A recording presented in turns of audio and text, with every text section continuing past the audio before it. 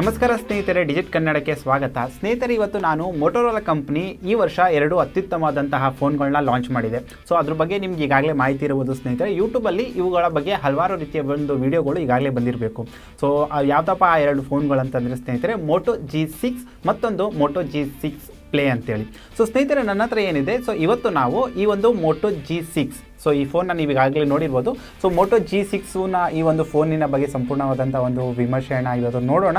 So ಸ್ನೇಹಿತರೆ, ಇದು ಯಾವಾಗಪ್ಪ, ಇದು ಯಾವ ರೀತಿಯಲ್ಲಿ ಒಂದು ಬೆಲೆ ಆಗುತ್ತೆ, ಇದು ಯಾವ ರೀತಿಯಲ್ಲಿ ನಿಮಗೆ ಸಿಗುತ್ತೆ ಅನ್ನೋದ್ರ ಪ್ರಕಾರ ನಿಮಗೆ ಮಾಹಿತಿ ಬೇಕಾದರೆ ಸ್ನೇಹಿತರೆ, ಇದು ನಿಮಗೆ 64 GB ಒಂದು ಸ್ಟೋರೇಜ್ ಜೊತೆಗೆ ಬರುತ್ತೆ ಮತ್ತು 4 GB ರ್ಯಾಮ್ನೊಂದಿಗೆ ಬರುತ್ತೆ. ಸೊ ಇದು ನಿಮಗೆ 15,999 ರೂಪಾಯಿ ಕಾಸ್ಟ್ ಆದರೆ, ಇದರ ಮತ್ತೊಂದು ವೇರಿಯಂಟ್ ಕೂಡ ಅವೈಲೇಬಲ್ ಇದೆ ಸ್ನೇಹಿತರೆ. ಅದು ನಿಮಗೆ 3 GB ರ್ಯಾಮ್ ಮತ್ತು 32 GB ಸ್ಟೋರೇಜ್ ಜೊತೆಗೆ ಬರುತ್ತೆ.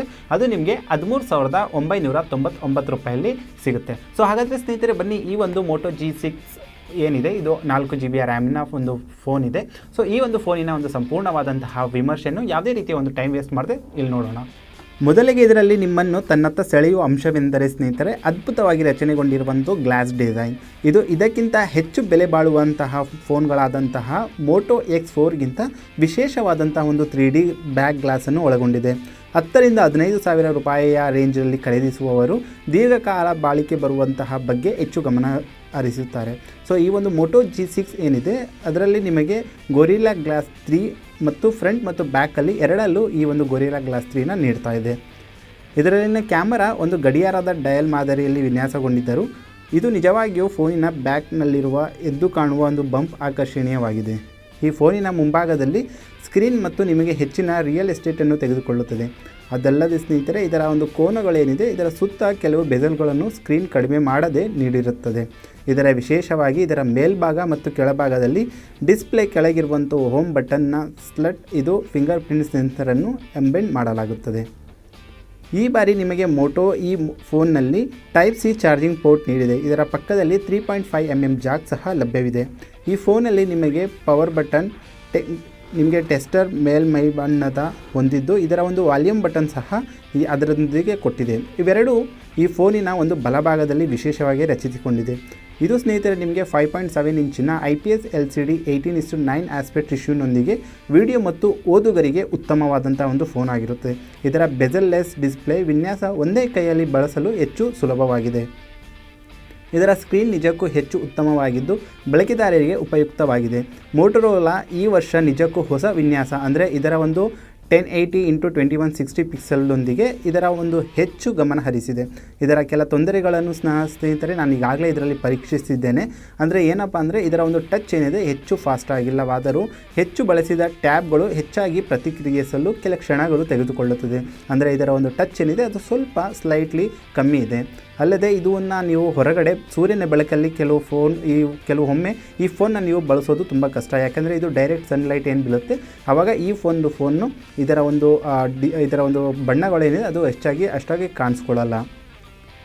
ಈ ಹೊಸ ಮೋಟೋ G6 ನಿಮಗೆ ಕ್ವಾಲ್ಕಾಮ್ ಸ್ನ್ಯಾಪ್ಡ್ರ್ಯಾಗನ್ 450 ಚಿಪ್ಸೆಟ್ಟಿನೊಳಗೆ ಒಳಗೊಂಡು ಬರುತ್ತದೆ. ಈಗಾಗಲೇ ಹೇಳಿದಂತೆ ಈ ಫೋನ್ ನಿಮಗೆ 4 GB ರ್ಯಾಮ್ ಮತ್ತು 64 GB ಸ್ಟೋರೇಜ್ನೊಂದಿಗೆ ಬರುತ್ತದೆ.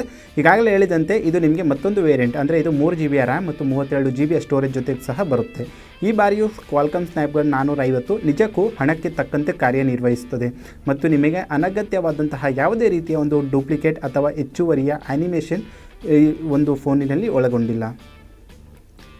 ಈ ಹೊಸ ಮೋಟೋ G6 ನಿಮಗೆ ಎದ್ದು ಕಾಣದ ಕೆಲ ಅದ್ಭುತವಾದಂತಹ ವಿಷಯಗಳ ಜೊತೆಯಲ್ಲಿ ಸ್ನೇಹಿತರೆ ಬರುತ್ತದೆ. ಅಂದರೆ ಯಾವುದಪ್ಪ ಈ ಒಂದು ಕೆಲವು ವಿಶೇಷವಾದಂತಹ ಒಂದು ವಿಷಯಗಳು ಅಂತಂದರೆ ಸ್ನೇಹಿತರೆ, ನೀವು ಸ್ಕ್ರೀನ್ ಮೇಲೆ ನೀವು 3 ಬೆರಳುಗಳನ್ನ ಇಟ್ಕೊಂಡ್ರೆ, ಸೊ ನೀವು ಇದರಲ್ಲಿ ಒಂದು ಸ್ಕ್ರೀನ್ ಶಾಟ್ನ ನೀವು ತೊಗೊಬೋದು. ಅದು ಬಿಟ್ಟು ನೀವು 2 ಬಾರಿ ಇದನ್ನು ಟ್ವಿಸ್ಟ್ ಮಾಡಿದ್ರೆ ನಿಮ್ಮ ಈ ಒಂದು ಫೋನಲ್ಲಿ ಕ್ಯಾಮ್ರಾ ಆಟೋಮೆಟಿಕ್ಕಾಗಿ ಓಪನ್ ಆಗುತ್ತೆ. ಮತ್ತೊಂದು ಅಂದರೆ 2 ಬಾರಿ ನೀವು ಇದನ್ನು ಚೆನ್ನಾಗಿ ಶೇಕ್ ಮಾಡಿದ್ರೆ ಇದರಲ್ಲಿ ನಿಮಗೆ ಫ್ಲ್ಯಾಶ್ ಲೈಟ್ ಕೂಡ ಪಡ್ಕೊಳ್ಳುವ ಒಂದು ಅವಕಾಶವಿದೆ. ಸೊ ಇವೆಲ್ಲ ಸ್ನೇಹಿತರೆ ಯಾವುದೇ ಕೊರತೆಗಳಿಲ್ಲದೆ ನಡೆಯುತ್ತದೆ. ಇದರಲ್ಲಿ ಯಾವುದೇ ರೀತಿಯ ಒಂದು ತೊಂದರೆಗಳು ನಾನು ನೋಡಿಲ್ಲ. ನಾನು ಬಹುಶಃ ನೀವು ಕೂಡ ಇದನ್ನು ನೋಡಲ್ಲ ಅಂತ ಅಂದ್ಕೊತೀನಿ. ಸೊ ಈ ಹೊಸ ಮೋಟೋ G6 ನಿಮಗೆ ಫೇಸ್ ಅನ್ಲಾಕ್ ಫೀಚರ್ ಸಹ ನೀಡುತ್ತದೆ. ಅಂದರೆ ಸ್ನೇಹಿತರೆ, ಆಯ್ತಲ್ಲ ನಿಮ್ಮ ಹಣ ವಸೂಲ್. ಇದು ನಿಮಗೆ ಭಾರಿ ಬೆಲೆಯ ಫೋನ್ಗಳಂತೆ ಫೇಸ್ ಅನ್ಲಾಕ್ ಮಾಡುವ ಅವಕಾಶವನ್ನು ಸಹ ನೀಡುತ್ತದೆ. ಆದರೆ ಇದರಲ್ಲಿ ಸ್ನೇಹಿತರೆ, ಅನ್ಲಾಕ್ ಮಾಡಲು ಲಾಕ್ ಕೀ ಒತ್ತಿ ಅನ್ಲಾಕ್ ಮಾಡುವ ವಿಧಾನ ನನಗಂತೂ ತುಂಬ ಇಷ್ಟ ಆಗಿದೆ. ಸೊ ನನಗೂ ಅನಿಸುತ್ತೆ ನಿಮಗೂ ಸಹ ಈ ಒಂದು ಫೀಚರ್ ಇಷ್ಟ ಆಗುತ್ತೆ ಅಂತ. ಇದರ ಕ್ಯಾಮ್ರಾದ ಬಗ್ಗೆ ಹೇಳಬೇಕಾದ್ರೆ ಸ್ನೇಹಿತರೆ, ಇದರ ಬ್ಯಾಕಲ್ಲಿ ಡ್ಯುವೆಲ್ ಕ್ಯಾಮ್ರಾ ಸೆಟಪ್ ಬರುತ್ತದೆ. ಅಂದರೆ ನಿಮಗೆ 12 ಮೆಗಾ ಪಿಕ್ಸೆಲ್ f1.8 8 ಅಪೇಚರ್ ಮತ್ತು 5 ಮೆಗಾಪಿಕ್ಸೆಲ್ ಡೆಪ್ತ್ ಸೆನ್ಸರ್ನೊಂದಿಗೆ f2.2 ಅಪೇಚರ್ ಜೊತೆಯಲ್ಲಿ ಬರುತ್ತದೆ. ಇದರ ಡ್ಯುಯಲ್ ಕ್ಯಾಮ್ರಾ ನಿಮಗೆ ಪೋರ್ಟ್ರೇಟ್ ಮತ್ತು ನಿಫ್ಟಿ ಫೀಚರ್ಗಳೊಂದಿಗೆ ಸಹ ಸರಿ ಅನ್ಬೋದಷ್ಟೇ. ಇದರ ಬೇಸಿಕ್ ಬಗ್ಗೆ ಹೇಳಬೇಕಂದ್ರೆ ಸ್ನೇಹಿತರೆ, ಇದು ಹೆಚ್ಚುವರಿಯ ನ್ಯಾಚುರಲ್ ಕಲರನ್ನು ಸೆರೆ ಹಿಡಿದು ಹೊರಗಿನ ಬೆಳಕಿನಲ್ಲಿ ನಿಜಕ್ಕೂ ಅದ್ಭುತವಾಗಿ ಕಾಣಿಸಿಕೊಂಡಿದೆ. ಇದರ ಒಳ ಮತ್ತು ಹೊರಗೆ ಬೆಳಕು ಎಷ್ಟಿರುತ್ತೋ ಅಷ್ಟು ರೀತಿಯ ಒಂದು ಅತ್ಯುತ್ತಮವಾದಂತಹ ಚಿತ್ರಗಳನ್ನು ನಿಮಗೆ ನೀಡುತ್ತದೆ. ಅದಲ್ಲದೆ ಇದರಲ್ಲಿ ತೆಗೆದಂತಹ ಕೆಲವು ಡೈನಾಮಿಕ್ ರೇಂಜ್ ಶಾಟ್ಗಳು ಸಹ ಹೆಚ್ಚು ಉತ್ತಮವಾಗಿದೆ. ಅಂದರೆ ಒಂದು ಬಾರಿ ಇದರ ಒಂದು ಬೆಲೆ ಏನಿದೆ, ಸೊ ಇದು ಒಟ್ಟಿಗೆ ಒಂದು ಫ್ಲ್ಯಾಗ್ಶಿಪ್ ಫೋನಿನಂತಹ ಅನುಭವ ಇದರಲ್ಲಿ ನೀವು ಪಡ್ಕೊಬೋದು. ರೆಡ್ಮಿ ನೋಟ್ 5 ಪ್ರೋ ಕ್ಯಾಮ್ರಾ ಸಹ ಇಲ್ಲಿ ನೀವು ನೆನೆಸ್ಕೋಬೋದು, ಯಾಕಂದರೆ ಅದರಂತೆ ಮೋಟೋ G6 ಉನ್ನತವಾದಂತಹ ಒಂದು ಫೋಟೋಗಳನ್ನ ನಿಮಗೆ ನೀಡುತ್ತೆ. ಇದರ ಕ್ಯಾಮ್ರಾ ಲೋ ಲೈಟಲ್ಲಂತೂ ನಿಜಕ್ಕೂ ಅದ್ಭುತವಾದ ಇಮೇಜ್ಗಳನ್ನು ನೀಡಿ ಕುತೂಹಲ ಕೆರಳಿಸುತ್ತದೆ. ಇದರ ಸ್ಯಾಂಪಲ್ ಫೋಟೋಗಳನ್ನು ನೋಡುವುದರ ಮೂಲಕ ಇದರ ಬಗ್ಗೆ ನೀವೇ ನಿರ್ಧರಿಸಬಹುದು ಈ ಒಂದು ಕ್ಯಾಮ್ರಾ ಏನಿದೆ ಮೋಟೋ G6 ಇದು ಯಾವ ರೀತಿಯ ಒಂದು ಲೋ ಲೈಟ್ ಫೋಟೋಗಳನ್ನ ತಗೊಳುತ್ತೆ ಅಂತೇಳಿ. ಸೊ ಇದರಲ್ಲಿ ಸ್ನೇಹಿತರಲ್ಲಿ ನೀವು ಮೋಟೋ X4ನಂತೆ ಶಟರ್ ಲಾಕ್ ಕೊರತೆಗಳಿವೆ. ಅಂದರೆ ಏನಪ್ಪ ಅಂದರೆ ಇದರ ಒಂದು ಶಟರ್ ಲಾಕ್ ಏನಿದೆ ಟಚ್ ಮಾಡಿದ ಕೆಲ ಕ್ಷಣಗಳನ್ನು ತೆಗೆಯುತ್ತದೆ. ಅದಲ್ಲದೆ ಯಾಕಂದರೆ ಇದು ಅದಂತೆಯೇ ನೀವು ಟಚ್ ಮಾಡಿದ ತಕ್ಷಣ ಇದು ಯಾವುದೇ ರೀತಿಯ ಒಂದು ಪ್ರತಿಕ್ರಿಯೆ ಕೊಡೋಲ್ಲ. ಇದರ 16 ಮೆಗಾಪಿಕ್ಸೆಲ್ ಕ್ಯಾಮ್ರಾ ಫ್ರಂಟಲ್ಲಿ ಏನಿದೆ, ಕ್ಯಾಮ್ರಾ ನಿಜಕ್ಕೂ ನಿಮಗೆ ಅಚ್ಚುಮೆಚ್ಚುಗೆ ಆದಂಥ ಒಂದು ಫೋಟೋಗಳನ್ನ ನೀಡೋದ್ರಲ್ಲಿ ಯಾವುದೇ ರೀತಿಯ ಒಂದು ಸಂದೇಹವಿಲ್ಲ. ನಿಮ್ಮ ಸುತ್ತಮುತ್ತಲಿನ ಹೆಚ್ಚು ಮಾಹಿತಿಯನ್ನು ಸಹ ನಿಮ್ಮ ಫೋಟೋದೊಳಗೆ ಇದು ಸೆರೆ ಹಿಡಿದುಕೊಳ್ಳುತ್ತೆ. ಇದರ ಬೇರೆ ಕ್ಯಾಮ್ರಾ ಫೀಚರ್ಗಳ ಬಗ್ಗೆ ಮಾತನಾಡಬೇಕಂದ್ರೆ ಸ್ನೇಹಿತರೆ, ಇದರಲ್ಲಿ ನಿಮಗೆ ಪೋರ್ಟ್ರೇಟ್ ಮೋಡ್ ಮತ್ತು ಕಟ್ಔಟ್ ಹಾಗೂ ಕಲರ್ ಸ್ಪಾಟನ್ನು ಸಹ ಇದು ಒಳಗೊಂಡಿದೆ. ಇದಲ್ಲದೆ ಸ್ನೇಹಿತರೆ, ಕೊನೆಯದಾಗಿ ಇದರ ಒಂದು ಬ್ಯಾಟ್ರಿ ಬಗ್ಗೆ ಹೇಳಬೇಕಂದ್ರೆ ಸ್ನೇಹಿತರೆ, ಇದರಲ್ಲಿ ನಿಮಗೆ 3000 mAh ಬ್ಯಾಟ್ರಿ ಸಹ ನೀಡುತ್ತೆ. ಇದು ನಿಮಗೆ ಪೂರ್ತಿ ಒಂದು ದಿನದ ಬಾಳಿಕೆಯಲ್ಲಿ ನೀಡುವುದಲ್ಲದೆ ಇದು ನಿಮಗೆ ಫೋನಿನಲ್ಲಿ ನಿಮಗೆ ಟರ್ಬೋ ಚಾರ್ಜರ್ ಸಹ ನೀಡಿದೆ. ಟರ್ಬೋ ಚಾರ್ಜರ್ ಏನಪ್ಪ ಮಾಡುತ್ತೆ ಅಂದರೆ, ಇದು ನೀವು ಚಾರ್ಜ್ ಮಾಡೋಕ್ಕೆ ಇಟ್ಟಿದ 15 ನಿಮಿಷಗಳಲ್ಲಿ ಇದು ನಿಮಗೆ 50ರಿಂದ 75% ಇದು ನಿಮಗೆ ಚಾರ್ಜ್ ಮಾಡಿ ಕೊಡುತ್ತೆ.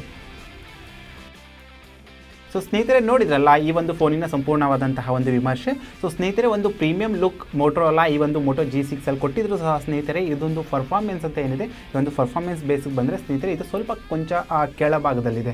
ಸೊ ಹಾಗಾಗಿ ಸ್ನೇಹಿತರೆ, ಈ ಒಂದು ವಿಡಿಯೋ ಬಗ್ಗೆ, ಈ ಒಂದು ಡಿವೈಸ್ ಬಗ್ಗೆ, ಈ ಮೋಟೋ G6 ಬಗ್ಗೆ ಸೊ ನಿಮ್ಮ ಅಭಿಪ್ರಾಯ ಏನು, ನಿಮ್ಮ ಅನಿಸಿಕೆಗಳು ಏನು ಅಂತ ನೀವು ಕಮೆಂಟ್ ಸೆಕ್ಷನಲ್ಲಿ ಕಮೆಂಟ್ ಮಾಡ್ಬೋದು. ಮತ್ತು ಇದೇ ರೀತಿಯ ಒಂದು ವಿಡಿಯೋಗಾಗಿ ಡಿಜಿಟ್ ಕನ್ನಡ ಫೇಸ್ಬುಕ್ ಪೇಜ್ನ ನೀವು ಫಾಲೋ ಮಾಡ್ಬೋದು ಮತ್ತು ಡಿಜಿಟ್ ಕನ್ನಡ ಯೂಟ್ಯೂಬ್ ಚಾನಲ್ನ ಸಬ್ಸ್ಕ್ರೈಬ್ ಮಾಡ್ಕೊಳ್ಳಿ. ಸೊ ಮುಂದಿನ ಒಂದು ವಿಡಿಯೋನ ಆದಷ್ಟು ಬೇಗ ತಗೊಂಡ್ಬರ್ತೀನಿ ಸ್ನೇಹಿತರೆ. ಅಲ್ಲಿವರೆಗೂ ಧನ್ಯವಾದ.